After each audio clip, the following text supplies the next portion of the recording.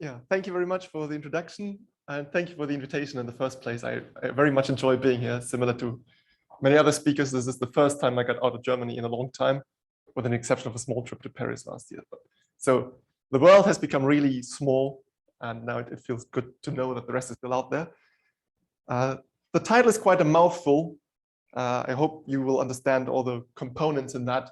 Maybe I can briefly go through that. So data-driven is because we're trying to do inference. Entropic because we're regularizing something with entropy, because I kind of got in the habit of doing that. Spatially inhomogeneous because things are moving around. And evolutionary because we use replicated dynamics at some point. So throwing all those ingredients together ends up with that title. Okay, so this is joint work with Massimo and Mauro Bonanini when all three of us were in Munich. And it's not really the main field of what I do. So this is the first talk that I'm giving in approximately 12 years that is not on optimal transport. So this is about interacting systems of agents, which I know really nothing about. So I stumbled into this. Massimo kind of suggested the topic to us as a collaboration, and it sounded good at the time. It still sounds good, let's say. However, the disclaimer here is that I'm not as knowledgeable about this as I maybe should be if I talk about this. And also, this is kind of still work in progress. Okay, so we have some, let's say, first result encouraging, but if you compare this to the theory of Mauro Maggioni's talk on Monday, we're not anywhere near that in terms of maturity of our results. Okay, so I'm just going to show you what we have and where this might go. Good. That disclaimer being said, this is roughly the outline. So I will briefly introduce you to this notion of Newtonian models for interacting particles. That is what we call the class of interacting models that Mauro has introduced on Monday, and inference for them. So inferring the force essentially. Then we will introduce a slightly large class of interaction models that the authors of that thing called mouthful that I just showed you. And then our task was to do inference for this particular class of models. And I'll show you what we got, how far we managed to go. Okay, so let's briefly look at this first chapter. So we're looking at that kind of, I should look at that screen, it's much less laggy. We're looking at that kind of equations of motion. So we have a bunch of particles xi to xn that move around in some domain, which for simplicity is compact. And we have some force, which again, for simplicity, is assumed to be Lipschitz, and they do that. So every particle possibly interacts with any other particle by some kind of force F, and we average this 1 over n. And in many cases, this F has some bunch of symmetries, like translation or rotation symmetry, so it might only depend on the pairwise difference, and it might even only depend really on the magnitude of that difference, and then it's just scaled along the direction of the difference. And this has many applications, as we've seen on Monday in Mauro's talk, and just a moment ago, more or less, in Robert's talk.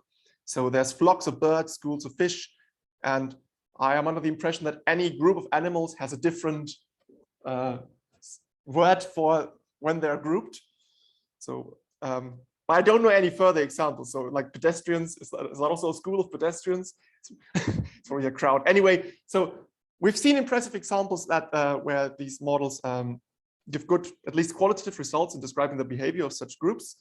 And for the rest of the talk, I'm going to occasionally use this slightly more compact notation. So boldface X is simply all the particles, boldface F will be this combined application, and then we can write it a bit more compactly like so.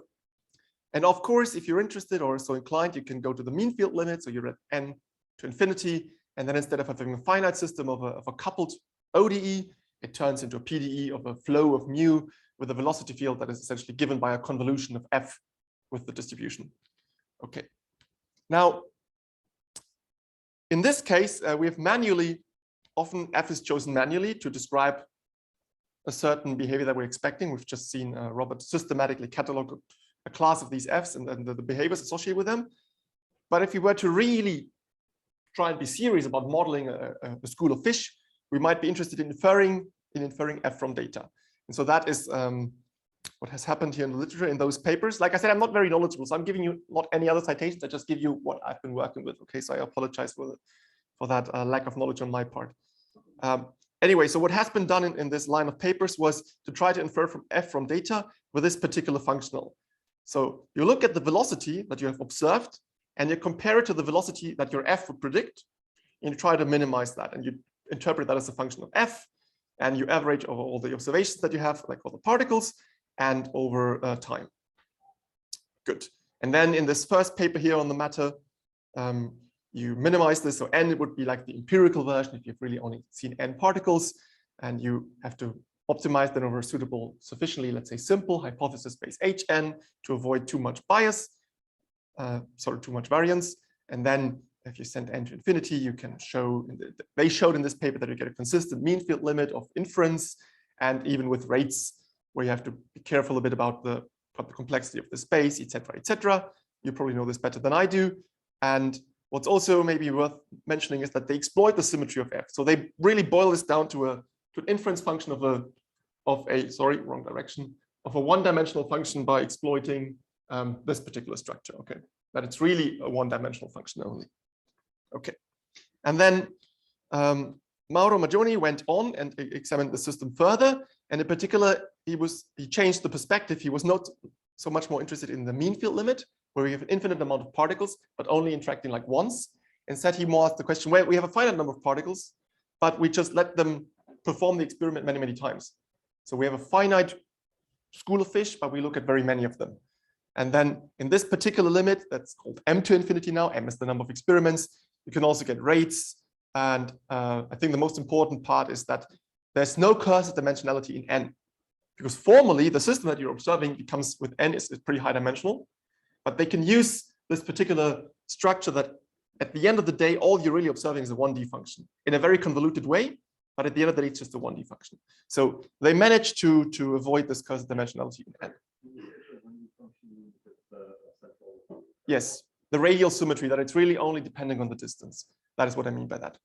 And what is common to both of those is that obviously you can only learn F where you have observations. So only where this pairwise function is actually evaluated. Only there have you any chance of learning about F. And another comment is that we do not observe F directly ever, only in this average form. So we only ever see those sums over Fs. And that might mean that in principle, it's possible that several Fs cause the same motion, because for some miraculous reason, all the averages look the same. So they're making an assumption that that's not happening, that F is in fact uniquely specified, at least in expectation, by those averaged observations. When I say expectation, I mean expectation in M, not in this N, right? And that assumption is, they call it the coercivity assumption, and it's far from trivial. And in fact, they, as far as I understand, they're not in general able to verify it, but they have a bunch of special cases where they're able to show it. And it, like, let's say the numerics is on their side. So I personally am okay with that assumption. Yes?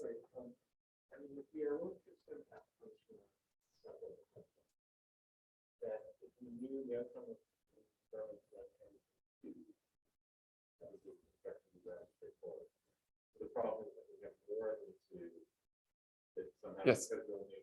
Yes, exactly. So if n were 2, you wouldn't see an average. You would. On the other hand, if you're averaging over different sets of initial conditions, then somehow some of the initial conditions will essentially be several particles are here and several particles are there, and the two-body problem again.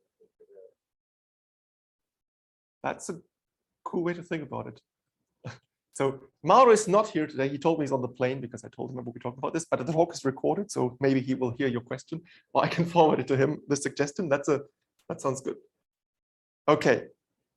So there's this coercivity assumption, and I just mentioned it to you because it's a really big part of the theory that they have developed, but we're not there yet. Okay, so for us, that does not yet play a role.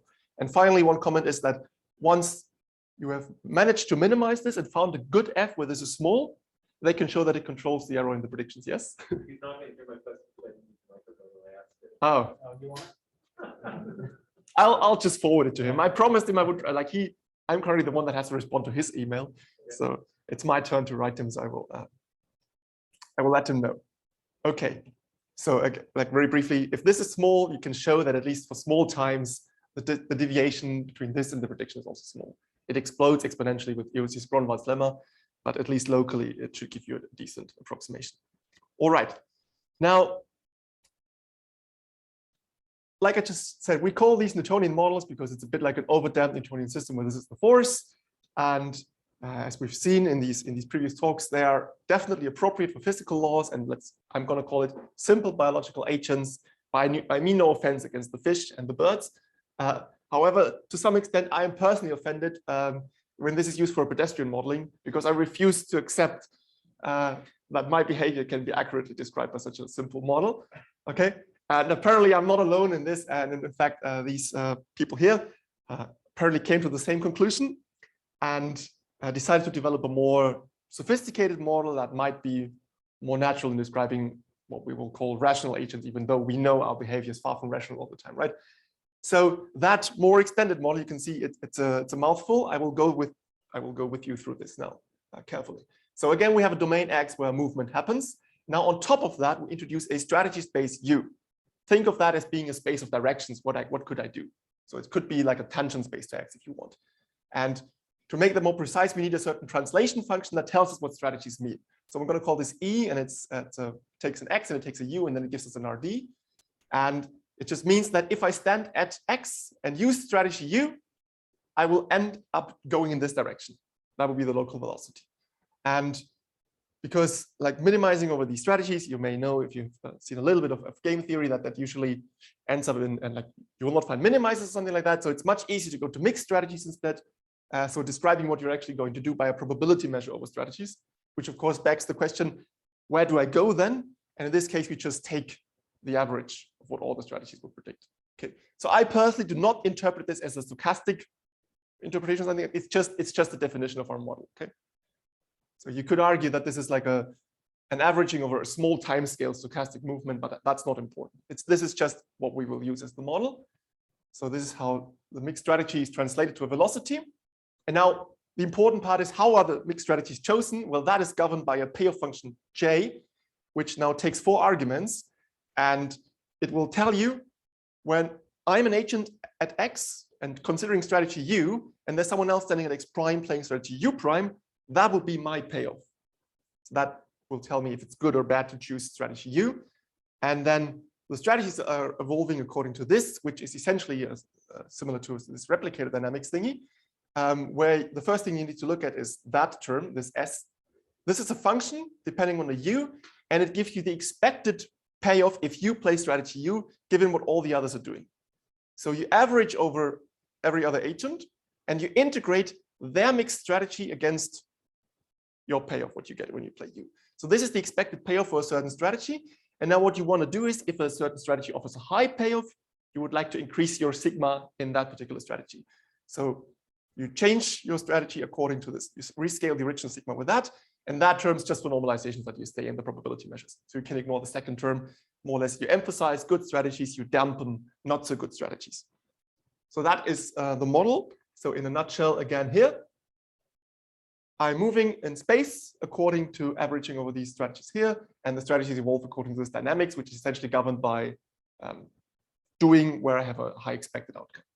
And in their paper, Ambrosio et al. Worked out that for finite n, this is an ODE on a Banach space. In fact, it happens that formally on that particular space, it's again a Newtonian model. So after all, I maybe am governed by a Newtonian model, but at least it's in a more complicated space. So maybe I'm okay with that. And them being who they are, they apparently enjoyed deriving a mean field limit for that, which boils down to deriving a PDE on a Banach space that includes that one. So that means you need a divergence operator on a space of probability measures, which is not entirely trivial, let's say.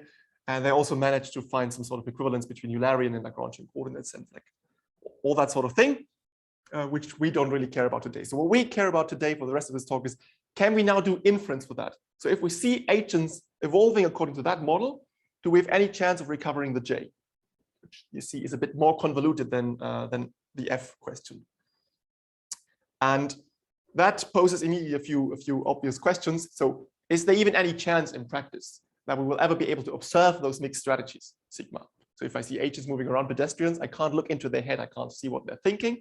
It seems quite doubtful that I will be able to see the sigmas.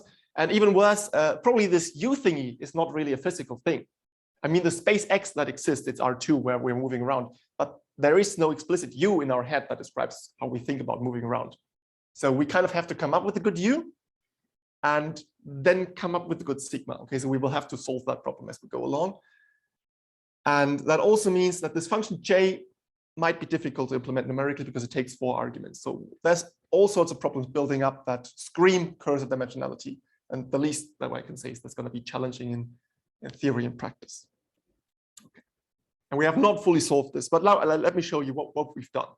Okay, so the first thing that we did was we tried to simulate a bit this model by Ambrosio et al., what it does, and if you can get reasonable behavior out of it. And the answer is, with all due respect, no. The trajectories kept behaving very weird. And to some extent, that was maybe due to our numerical limitations. But I think also it's in a certain sense, an intrinsic pathology of the model to some extent. And I want to show you with a simple example. So maybe that also gives you some intuition on the model. So say we are in one dimension and the strategies are just -1 and +1. Think of that as moving left or right with unit speed. And so the translation function will simply be u. And now the payoff is this. You see, it doesn't depend on x prime and u prime at all. It's merely depending on my own stuff. So, and this just tells me move to the origin. When x is positive and u is positive, I get a negative payoff. When they have different sign, I get a positive payoff. So I want to move towards the origin. That was the motivation. And then if we just start somewhere at 1 or at 2, then what will happen is that strategy -1 is the more attractive one. So strategy -1 gets emphasized. And after a pretty short time, I'm essentially at that strategy. I'm exponentially close to the strategy 1, 0. So I only play -1. I never use +1 with a small exponential exception. And then when I'm finally reaching the origin, suddenly the payoff changes sign. But now this 0 is, I'm exponentially close to 0. So the replicator dynamic has essentially no chance of quickly reacting. And what turns out if you simulate this is just I'm overshooting terribly. So this is the model for that I'm just talking about. Okay, I start moving towards the origin, but when I'm at the origin, essentially nothing happens. And it takes a long time for the system to react and finally turn around, only for the same thing to happen again. So we never managed to get, like, I tried for a long time to tweak this and sneak in additional degrees of freedom, whatnot. I could not fix it. So after some time, we gave up and we decided we have to change the model a bit. And what we did was we added entropic regularization. And in the dynamics, we just added something which formally looks like the Hellinger gradient of the Kullback-Leibniz divergence of the strategy against some reference measure, which would be uniform. And so that term wants to draw sigma to eta. So it wants the strategies to be balanced. And the stronger I make epsilon, the closer the sigmas want to be at the balanced strategy. And now if you add this entropic term, that would be the orange line. You see it starts out similar, but I'm turning around a little bit earlier and you see there's a dampening effect. And eventually I'm relaxing to the origin. So this fixed the first of the pathologies. Now, the other thing that I've already complained about, I think, is it will be difficult to observe strategies for us as the guys doing inference, but certainly also for those, for the agents themselves. So it's very doubtful that the agent at X is able to see what the other agent is planning to do. So we decided that we want to assume from now on that this J does not in fact depend on U prime. Let's get rid of that. So first of all, it's kind of a realistic assumption. And second of all, it will make our life a lot easier in the following. So it's like 2 birds, 1 stone. And that means that the dynamics simplify a bit because this averaging thingy now becomes simpler. So previously it had this integral over the other strategy that just goes away. And it's just now averaging over this. So this looks quite similar to the Newtonian averaging. And so that term here remains the same, just we plug in this new thingy. And what you can, so yeah, good, so far so well. All right, so that was the second modification. And now the fast reaction thingy. So that's essentially a quasi-static limit, except in a very simple case. So I didn't want to call it quasi-static because the people get expectations and it's just a very simple special case. So now we let the strategy dynamics run at a much faster time scale than the spatial dynamics. So I'm reacting fast to my environment before I move around. That makes sense. So we just add a lambda here and send that to infinity. And it turns out in this particular case with the entropy and with this undisclosed setting that I can't see the other guy's thoughts, this limit is actually quite doable. So I managed to prove it. So it can't. And what you get is now that the mixed strategies are now a direct function in the limit of the other people's locations and of this payoff function. And essentially you can see now it's you take the expected payoff over all your use and you turn it into a probability measure by this standard trick. You apply an exponential function and then at the end is this eta. And you have to normalize, of course. So that means the better a strategy, the higher the probability that I will take it. So good. And with that modification, you will end up with a green curve, which is simply I go to the origin very quickly and then I stay there and I'm happy. So we now had a model that acted the way we wanted it to act. Good. So now we were ready for the inference. And very briefly, the function that we came up with in the end is this. So this is not a direct adaptation of the Maggioni Massimo functional, but it's what seemed appropriate in this context. So it's similar in the sense that we compare an observed thingy to a predicted thingy, and the thingies we decided would be the mixed strategies, and the way we compare them would be Kullback-Leibler. That kind of suggested itself because this particular functional is convex in J. So in the original framework on Monday, the final functional was quadratic in the parameterization of F. It's no longer quadratic, it's slightly more complicated, but it's still convex in this particular choice. So I said, let's go with that. And then we have a few similar things. Essentially, we have the results from the first paper without the rates. So if the trajectories are generated by some true J, then that true J will be a minimizer, and we could in principle recover it up to certain symmetries. And if we have a small value, then we can also guarantee that the predicted trajectories are somewhat close to the observed trajectories. So that is similar. And we have also a consistent mean field limit. So if we have increasingly more agents moving around, and we have increasingly finer parameterizations of the J, eventually we'll recover something which is consistent in the mean field limit. So all of that stuff carried over. But now I think so that's more or less where the paper ends. I have a few numerical examples on the next slide. But I think that's really now where the interesting part will start. So, no, that's still part of the paper, sorry. Mixed strategies are not observable. Their use are usually not something real, so we have to invent them. So we proposed a few solutions in the paper. So not solutions, but what we do for now. So the first one is we just guess what a good U could be. So if pedestrians move around, it could be left, right, forward, backward, something like that. And then we have a heuristic way of inferring a good sigma from the observed velocities. So that's obviously like, there are many sigmas that will produce the same velocity. We just single out a canonical one by a certain natural variational principle. And then we did a few experiments. And if we did similar use, so we could take forwards, backwards, left, right, or we could use diagonal movements instead. If we did use that would allow the same range of motion, then usually the scheme yielded very comparable results. So it was not, as long as the use were good enough to describe what was going on, we recovered something that was reasonable. And we also, I think Mauro did that, we also came up with another functional that just compares the velocities. So since the sigmas are a function of the x and the j's, so will be the velocities. So we could directly compare the observed velocities with the predicted ones. Then we would not have to go through this intermediate step. But the downside of that functional is it's not convex. Although in practice, we didn't notice that to be an issue. So if you're not happy with that heuristic, you can use the other heuristic. Okay. So now there's a bunch of numerical examples, but they're really just, we're not yet fully leveraging the new capabilities of the model. So I think I'll explain that as we go along. So we are making the following answer. So we have to reduce the dimensions a little bit. So we are assuming that our payoff function is decomposed into two functions, one which is just depending on myself. So that would be a potential, where would I like to be, or where do I want to go? And an interaction term, and we also use mostly that it's translation invariant, for instance. And we need some asymptotic compactness that the minimizers exist. And in the theory part of the paper, we usually use some kind of Lipschitz constraint. In practice, in the numerics, we use quadratic regularization or something on the gradient. So something to make sure that in the limit minimizers exist. And now there's a very interesting part. To get a good J, we need to make sure that we see a lot of it, right? But in the example that I showed you earlier about like the going to the origin thingy, all these models that we had, they usually have a stationary state, and the people relax quite quickly to that stationary state. So just having lots of people and running it once, we will probably not observe or explore a lot of the phase space. So instead of doing that, the mean field limit that we actually treated in the paper, we did this other part, the Maggioni style. So we did lots of experiments with not so high n and very short time horizon, because that gave us a much better sampling of phase space. And now here's a very simple example. So we are in R2 now, and U is now -1,1 squared. So think of that as left, right times up, down. And J is a composition of J1 is go to origin and J2 is avoid the others.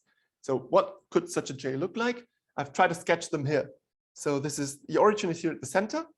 Now this is the J. I think you cannot read it. I'm sorry. So the first image here, also for those online, this one is the J as a function of space fixed for the strategy 1,1.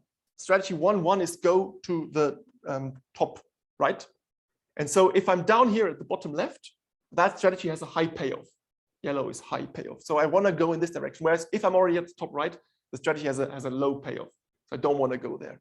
And that's the second picture is the same for the strategy -1, 1, which means go left up. So you can see that those two functions encode the information, go to the origin. And this is an example of the interaction J. So this is the payoff that you get if you are standing at the origin and someone else is standing at some pixel in the image. And this would be for strategy 1, 1, again, moving up to the top right. So if I'm standing at the origin and someone is standing to my lower left, then going to the top right is attractive because it means I'm going away from them. Whereas conversely, if they're to the top right of me, then I get a low payoff because I don't want to run into them.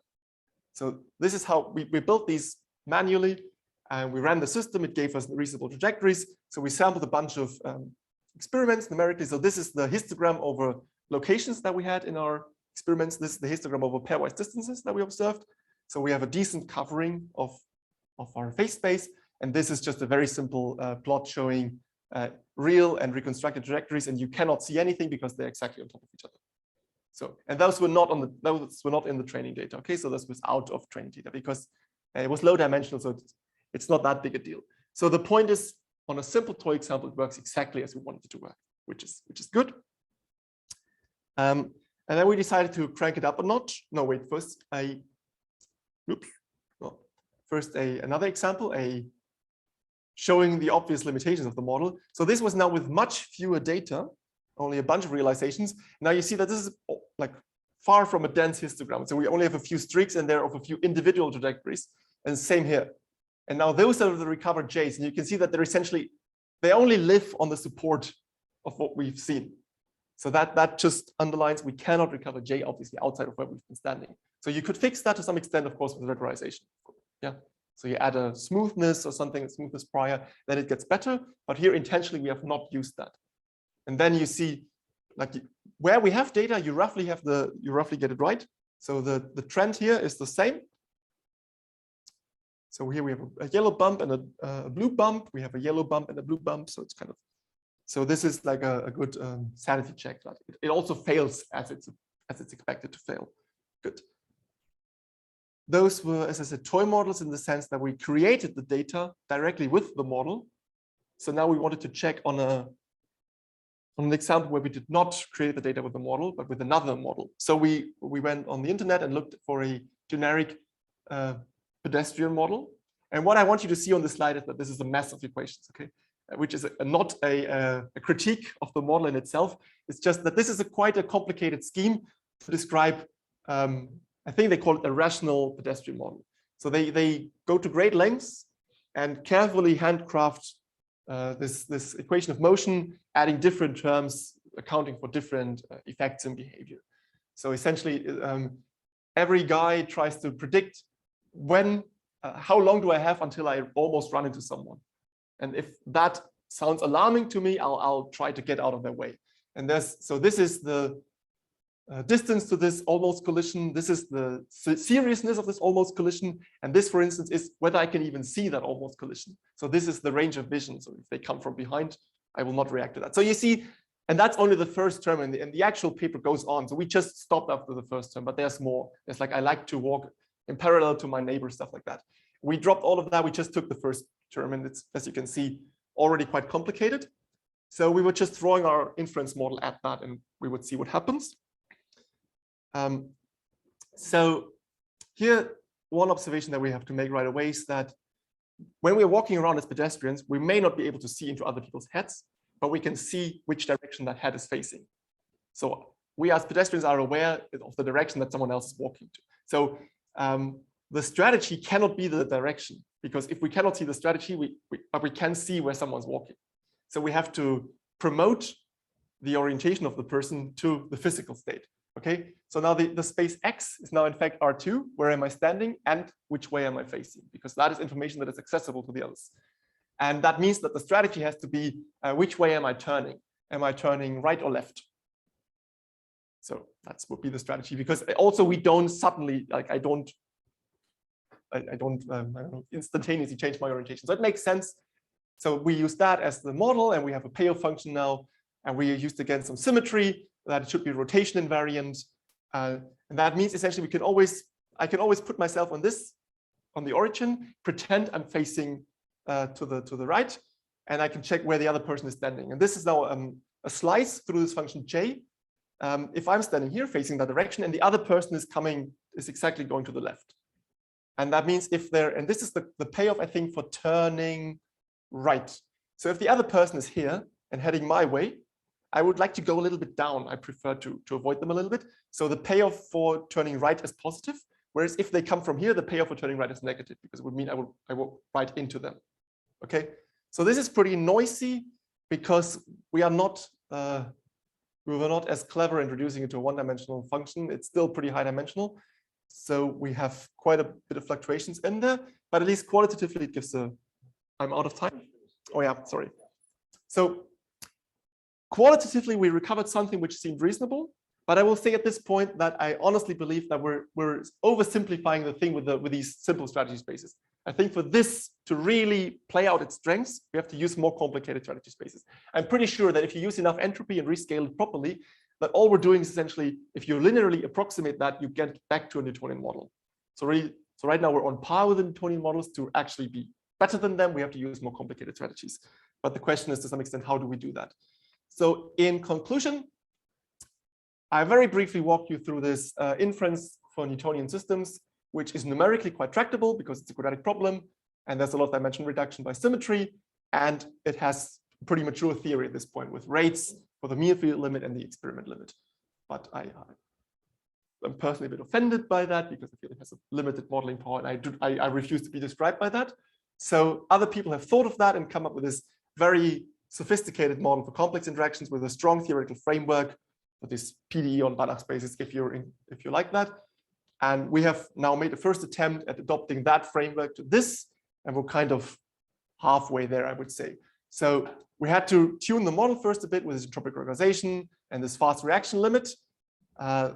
Most of the theory then carries over, so we had to change a bit the topology. So this is in this Kantorowicz-Rubinstein type norm, we had to go to a strong topology due to the KL, but it was okay. And I would dare say we have encouraging first results, although I'm very aware of the limitations of where we currently stand.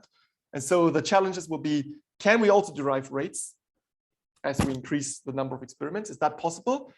And it will hinge on the choice of more complex use. So for this to be useful, we need more complex use, but that invites all sorts of curses of dimensionality, be they numerical or statistical nature.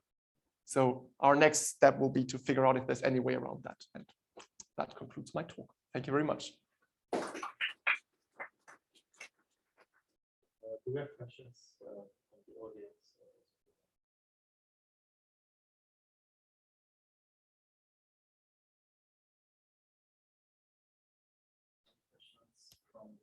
I guess we have questions during the talk.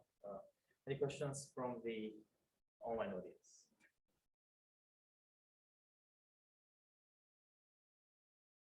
Right, does not seem to be the case. Yeah, all right, let's thank our